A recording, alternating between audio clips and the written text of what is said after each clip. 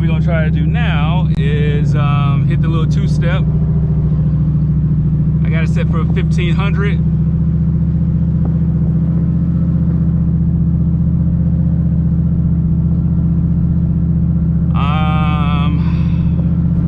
Foot brake it to about 2000, come off the two-step and see how she likes that.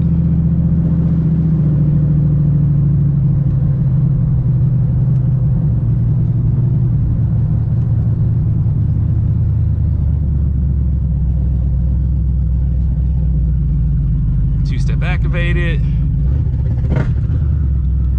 Nah, it's too low. I gotta turn the two-step up too much, a little bit higher. It doesn't like that, so we'll just flash it.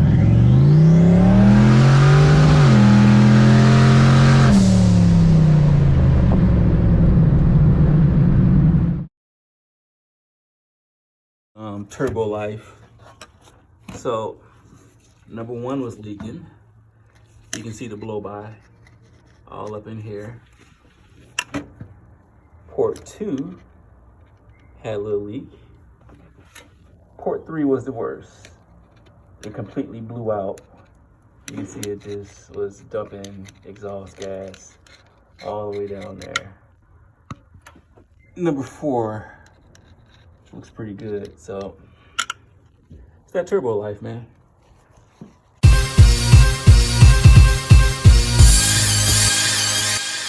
Let's bring them on, ladies and gentlemen.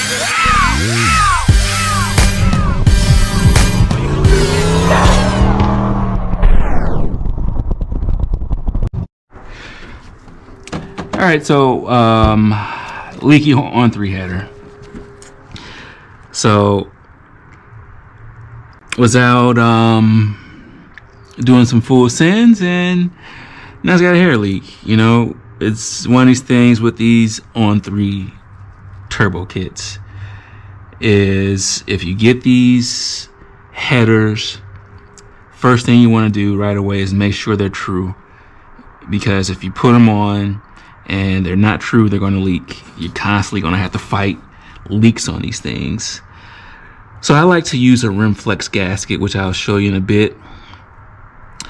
But first things first is taking the header off. I got the majority of the stuff out of the way, so now it's just removing the header bolts, my oil and drain, and the front cross pipe is all that's left. So let's get started on that. So right now it's just the cross pipe I'm taking off. First you got to remove the V-band clamp. Then after that, my oil drain. And that'll be the last couple of things from underneath the car. I already took off the charge pipe right here, going to the turbo. And wastegate. I gotta remove the vacuum lines going to the wastegate. So that'll be it from underneath. So a couple of things I like to use is a crow's foot, and I use a socket head on the header flange bolts, but some of them are a little bit hard to get on as far as just using it like a regular bolt, just because of the head of the bolt sometimes hits the header tube. So I use a socket head, and so I just kind of ground it off an Allen key to get in those tight spots. So for the socket head, or for the crow foot, you know, just for those tight spots like this one, it's actually a little bit easier if I would have took this alternator off, but I'm feeling a little lucky today. So I'm gonna see if I can get this off without taking the alternator off, which I should be able to. And this crow foot It's a lifesaver working with these headers, because really it seems like the ports just don't line up, honestly, with these On3 headers, and at least my headers. You know, it's giving me all kind of problems lining them up, and some of them I can't even. I have to put the bolt in the header before I mount it on the head, or there's just not a good angle to get the bolt in because things just don't line up. So yeah, this is pretty much the process for this, you know, just one bolt at a time. And when I reverse the process, when I put it back on, I actually might take this alternator off because I like to use the two outside bolts as a guide to line everything up. And I'll try to get you a better look at these Proform locking bolts, but you know, it's got like this little ridge on the inside that's supposed to make to the surface to keep it from backing out. So this is the process, and you know, I use my little Allen right here, and just one at a time. It shouldn't take very long. I got everything underneath unhooked. I got to take off this oil feed, and that'll be it. Take off the air filter also, but that's about it. All right, I got all my connections off, all the bolts off. So now let's try to finagle this out of here. I'm hoping I don't have to remove this alternator, which looks like I might have to.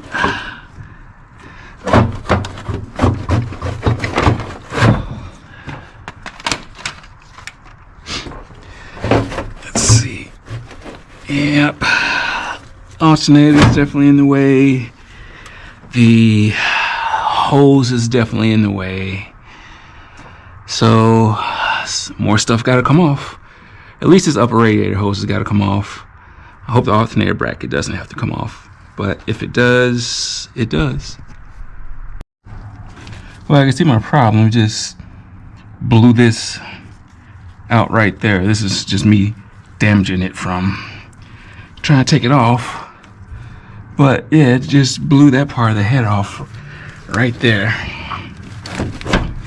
Let me see if I can get this gasket off without destroying it, so I get a closer inspection. Doesn't look like it, so it's got to come off with the header. The problem I'm having now is this wastegate dump flange. So I gotta get under there, stop that from leaking, and fix it. All right, take 7. Let's see if we can get this bad boy out now.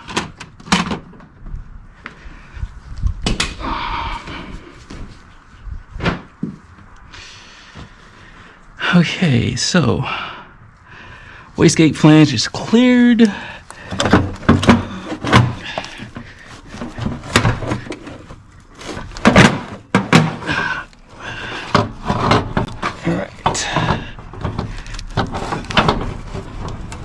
Okay, there you go.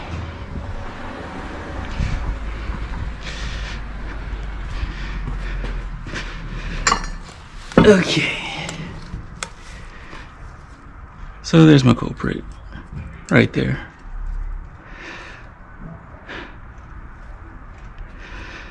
We'll take the turbo off and we'll work on the gasket. So we should see a little blowout. Don't know if you guys can see this, but there's a dead giveaway right there that was blowing out from cylinder 3.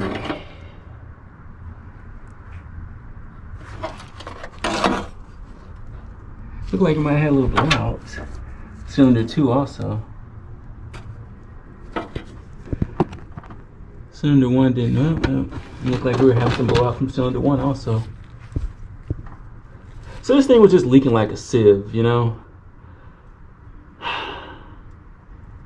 So one thing you don't want on a turbo system is leaks from the header, you know, because that's how the turbo gets its energy, is from exhaust gas. So it had a leak on number 1. Looked like number 2 and number 3. Let's take a look at this gasket. So number 1, so that would be the port number 2. Looked like it could have been leaking by right there. And number 3. So we'll take this off, clean this up. I don't think I want to be too concerned about getting this new gasket on today. But yeah, at least I know it's leaking. So just looking at this, I can't believe how much power I just leave on the table. You know, this was leaking horrible. You know, this number 1. I think number 2 had a leak. You know, number 3 is the worst down here. You know, you can see that blow off all the way down there. And I don't know if all this happened at once, because I wasn't having any exhaust leak noises up until a couple of days ago, and that's when I decided to take it off. So maybe it was all this blew out at once. Kind of hard to believe, but it's unfortunate. It's here in the Midwest and Chicagoland area, you know, this might be the last warm weekend I have. So that's why I'm rushing to get this back on. Normally I would just take it to a machine shop and have them to you know, grind off that header and make it true. But warm days are short coming now, so I'm just gonna do a quick fix it here. I've got another set of Rimflex, and I have these Proform lock washers. So, you know, I can't say these did not back out. I think the problem was the header's just warped, and the Rimflex can only do so much, you know. And this time I'm going to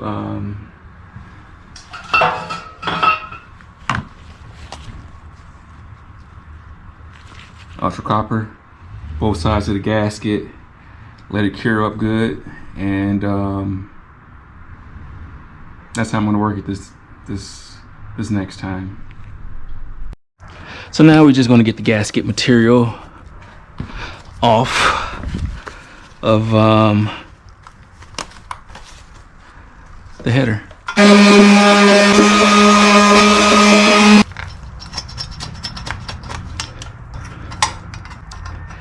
At me.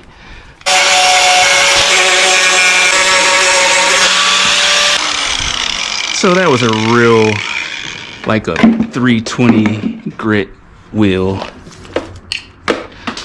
It's not really taking any metal off.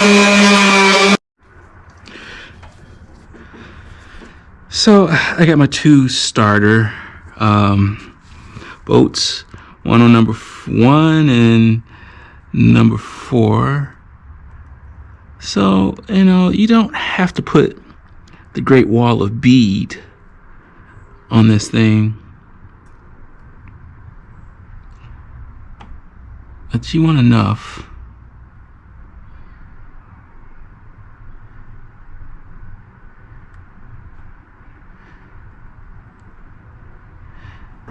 To get a good seal.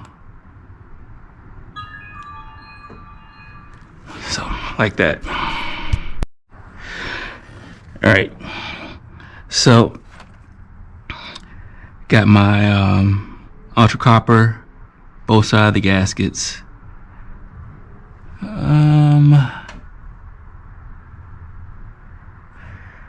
It's been on here for about 10 minutes, so I'm just gonna put it on here in finger tight and then let it set for 30 minutes after finger tight, and then start torquing it down. All right, so got all the bolts on. Ultra copper instructions say you are supposed to hand tight until you start seeing the goop squeeze out. So right now I'm at that stage where the goop is starting to squeeze out, and you're supposed to let it cure for I don't know how many hours. I don't remember the instructions. I have to look at it again, but you gotta let it sit and let it cure. So I'm just tightening up on this last one. It's starting to squeeze out a little bit.